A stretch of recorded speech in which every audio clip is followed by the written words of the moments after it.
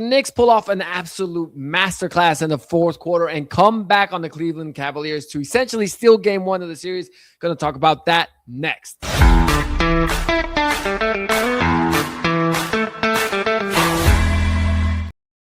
All right, so I just got done watching the Cavaliers implode in the fourth quarter to the New York Knicks.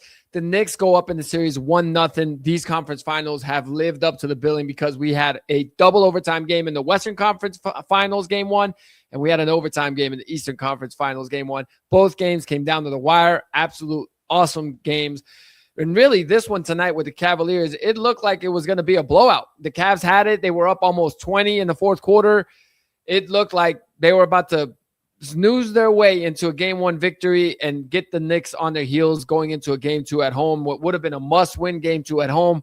But Jalen Brunson takes over in the fourth quarter and brings the Knicks back. They tie it up. Sam Merrill had a good look that looked like it was going to go in to win the game essentially for Cleveland at the buzzer, but it rimmed out. Mikal Bridges got it with a few tenths of a second left and tossed up an air ball. But yeah, in overtime, it was all Knicks. You could feel it. The Garden was pretty much asleep most of the game because the Cavaliers had full control of this game. And you know what? Look, I've been on the Cavaliers, and I've pretty much had an issue with the way they play lackadaisical basketball and don't have a sense of urgency and play with their food, essentially, throughout the playoffs. You guys have heard me talk about that. But I'm going to say this. Today, I feel bad for the Cavaliers because their players played hard, including James Harden. I get it. People want to clown Harden. They make fun of Harden. They say he's not a playoff player and all that. And yeah, look, his game doesn't really translate into playoff basketball. But it is what it is. That's his style of basketball. He is going to be a Hall of Famer. So I'm not going to sit there and criticize a Hall of Famer for the style of play that has made him a Hall of Famer, right? My issue has always been essentially with Harden is effort and sense of urgency and attention to detail. But I will say, I know it's easy to clown him because the Knicks were attacking him and Brunson was going off in the fourth quarter. But Harden played hard, okay? Harden had a block on Brunson. Harden was playing good defense on Brunson, right? I mean, y'all clown him, but y'all watch the shots that Brunson was making, and they were tough shots. The three Brunson hit, I mean, what else can Harden do at that point, right? He's in front of him.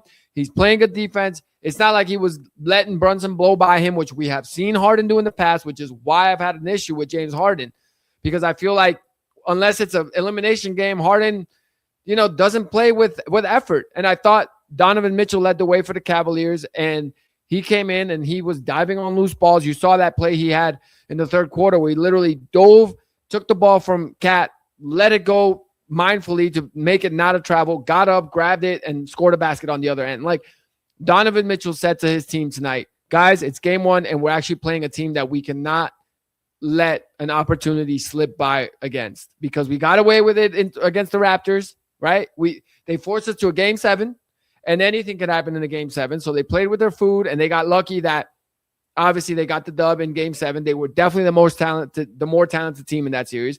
They did the same with Detroit, in my opinion. I think Detroit is definitely more talented than Toronto, but I didn't think Detroit was as talented as Cleveland, and that's why I had picked Cleveland to win that series in 6 games, but Cleveland decided to play with their food. They dropped the first 2 against Detroit. They didn't have a sense of urgency. Watch Harden's defense in game 1 of that game. Watch Harden's defense in game 1 of this game, and you'll see the difference, right? Harden played tonight. Like, he gave it effort. And it sucks because at the end of the day, he gets embarrassed essentially because Brunson's kind of getting buckets, but I didn't think it was Harden's fault. I thought the Cavs guys showed up. Evan Mobley and Jared Allen were doing what they could. I mean, the Knicks are, I would argue, the most talented team in the East. And they had them. But this has been the story with the Cavs. I think they get comfortable, they relax, and then hungry teams are going to come through when you give them a slimmer of hope, and that's what happened tonight. And honestly, I think this is on Kenny Atkinson. I mean, you saw that run happening. Every time Brunson would get a bucket, I kept waiting for the next timeout. All right, Brunson got another bucket. Timeout. Nope, it's not coming yet. All right, damn, still not coming. Like, it's not even about. And again, I think he wasn't calling it because I think he wasn't seeing major issues. Like, I think he was seeing like, damn, Brunson hit a tough shot. Damn, Harden played solid defense. Brunson hit another tough shot. I mean, he banked one off damn near the top of the basket. Then he hits a elbow 3 with Harden all over his grill, and he hit it. Like, Brunson just got hot. But that's why you call timeout. I mean, you stop the momentum. You get the Knicks fans to settle down a little bit. I mean, it was kind of annoying to see the Knicks legendary players. You got Marbury down there, John Starks. They're practically on the court underneath the basket, right? And I don't know. I mean, someone's got to do something about that, because at some point that's going to be a technical. At some point, I saw John Starks pretty much bump into Evan Mobley, and there's no whistle, no nothing. That's going to be a delay of game soon enough. Or the league's got to step in and do something, because that's not appropriate, right? You're a fan. I don't care that you had a great career with the Knicks. You stay in your lane. Like, you're still a fan. If that was any other random fan, they're probably getting kicked out. So, and I'm for that. I don't care who you are. I don't care if you're a legend. If you do that, you're getting kicked out. All right? So that entitlement was kind of annoying. But again, just Kenny Atkinson, I thought, got comfortable. I thought he saw a lead, and he was like, we're good. Let's keep the clock moving. I mean, it's 5 minutes left. We're up 16. Oh, okay, now we're up 14. Like, it's the Eastern Conference Finals. You got to get this win. Your players have showed up. Your players, including James Harden, who I've been on and is the X factor, has been playing defense, right? He's been showing that effort that we've wanted. Yes, his shot's not falling. I don't expect Harden's shot to fall in the playoffs, right? Because he's a one-on-one player. That's just not defenses. Lock in the playoffs. In the playoffs, it's more than just dribble, jump shot. That's why Harden's game doesn't really translate into the playoffs and into high-intensity playoff games. His offense just does not. But his, dribbling ability, his spreading the floor ability, all those things do. Because a wide-open three for Harden, you can't leave him, ultimately. He might miss it, but you can't leave him. You have to respect that. So that helps a guy like Donovan Mitchell. But it's just sad, honestly sad. Look, I don't even have a rooting interest in this series, but it's just sad to see, because I've been on the Cavs for that. This game one, they showed up. They showed up with a purpose. Let's steal game one. Let's act like it's game 6, game 7, and play hard. And they did that. But then I just thought the run came on, and, the coach didn't shut it off. He could have. I think he ultimately called a timeout when they were up like only 10. The Knicks were already on like a 10-1 run. Like, man, call the timeout early, even if you waste your timeout. Like, at this point, the clock is your friend. So you just push off that Knicks run as long as you can, right? And they didn't do it. So tough, man. I don't know what to think. Like I said, I didn't really have a hunch going into this series, because I just didn't trust the Cavaliers players mostly to have that sense of urgency. But they did have it tonight. So this was just a terrible loss for the Cavaliers. I do feel bad for them. I don't know, honestly, how or what they do now. I guess, look, the silver lining is this was in New York.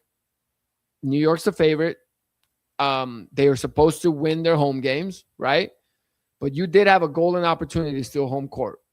But ultimately, you only got to win one in New York if you can take care of your home court, right? So that's what's got to happen. But again, I just don't understand. Kenny Atkinson let everyone down tonight if you're a Cavaliers fan, because, again, don't get me wrong, Harden, I thought, was playing good defense, but just switch it up. If Brunson's feeling it, then even bench Harden if you have to. Who cares? I don't care if his feelings might get hurt or whatever. Like, James, you're playing great defense, man, but sometimes, a guy gets hot. We just got to give him a different look. Sit on the bench. We'll bring in Max Strus. Whatever, for 2 minutes. Then you can go back in there just to cool him off. But he didn't do that. He kept him in there. You could see every time the Knicks just kept getting the switch to have Harden on Brunson, and Brunson was feeling it. So, again, ultimately, it's just a terrible loss, I thought, for the Cavaliers.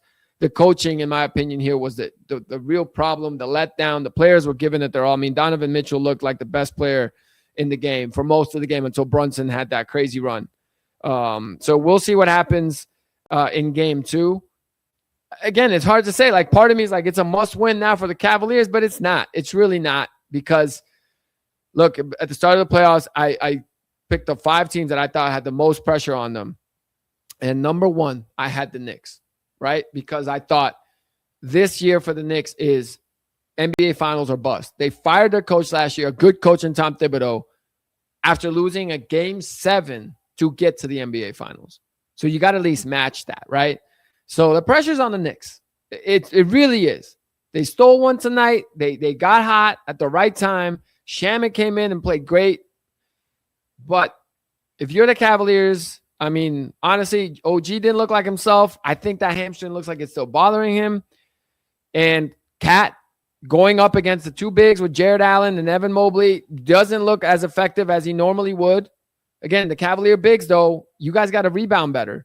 I mean, specifically Jared Allen, 7 rebounds in 35 minutes. Man, you got to do better than that. Evan Mobley at least had 14 boards tonight. But ultimately, yeah, the Knicks, they get it done. They're the favorite here. Don't forget that. And honestly, if Cleveland wins game 2, then, then suddenly we got a series right away. But again, I think the pressure's still on New York. But this was a golden opportunity right here. This was the game because the Knicks are coming in. They haven't played in a week. And y'all dropped the ball late because the coach just, I don't know what are you saving your timeouts for? Like, you're up 20, then you're up 16, you're up 12. What are you holding your timeouts for? For a last possession in the ball game that you shouldn't get to last possession on? Like, call your timeouts. Like, honestly, if he had one timeout left, I would have still called it. Right? You run the play on, and they did run the play on offense where it looked like a little bit of a broken play, but ultimately Evan Mobley gets a 3, pushes the lead back up to 8, but then Bridges hits a 3 and it's back, right? But that timeout should have come earlier because instead of that Evan Mobley 3 that pushes the lead back up to 8, it might have pushed it back up to 18 or 19, and suddenly the Knicks crowd, some people would leave. They'd hit the exits. So I just thought it was really, really poor managing of a ball game down the stretch. But you know what? Like I said, at least the Cavs players brought it. So it makes me think they're going to bring it again in game 2. They can't, you can't be deflated here. Like, I know that it's going to be hard not to be, and the Knicks are going to be feeling themselves now, but they got to play with some energy. The Cavaliers got to get in there in game 2 and try to send a message that, hey, that didn't discourage us. Because if they come out flat, the Knicks take over, this series could be a wrap quick. Because that game 3, again, and the Cavs have shown up when the pressure is on them, but you're playing with fire. You're playing with your food. If you wait till a game 3 at home to try to flip the switch and get a W, too many factors there could go wrong. And now you're in a series where you're evenly matched with talent. So we'll see how that goes. I'm excited to watch game 2 in both series because obviously we saw what Victor Wembanyama and the Spurs did against OKC. OKC is in a must-win situation now in game 2, in my opinion. Just to, even the series out and at least, get some confidence because they are, 1-5 against the Spurs this season, if you include the in-season tournament game. So they really got to, get a dub at home. I expect them to. But the Spurs have shown that, hey, they do know how to step on your throat when you're down. So I don't think the Spurs are going to come in, feeling way too confident. I think they know that they have a great opportunity here. But again, I think the Thunder will show up and win. Hopefully for their sake, convincingly to give them confidence and win by like 8 to 12 points or something like that. But the Spurs are a real juggernaut. And then in game 2 here, obviously we'll see what happens. I will talk to y'all after both game 2s. Won't do a podcast tomorrow, but I'll get back on after both of these game 2s. Hopefully they're great games because what a hell of a start to the conference finals. So I hope you guys enjoyed it. Remember to comment, like, subscribe if you enjoy listening to me talk sports. And I'm excited to talk to you more as we continue on with these awesome NBA playoffs. So I'll talk to y'all on the next one. Appreciate y'all.